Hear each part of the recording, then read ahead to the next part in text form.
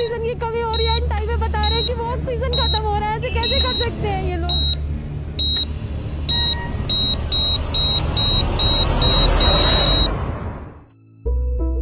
The COVID crisis in India is intensifying. At least 6 hospitals in the Indian capital Delhi have completely run out of oxygen.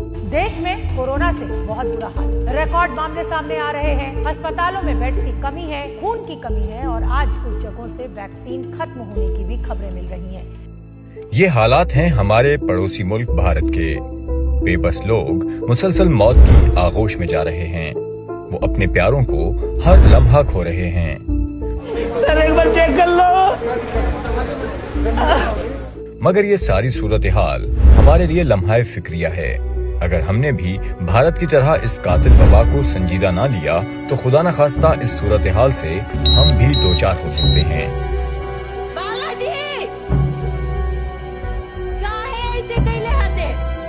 हुकूमत के बताए SOPs पर अमल करें, इसी में आपकी और आपके प्यारों की भलाई है।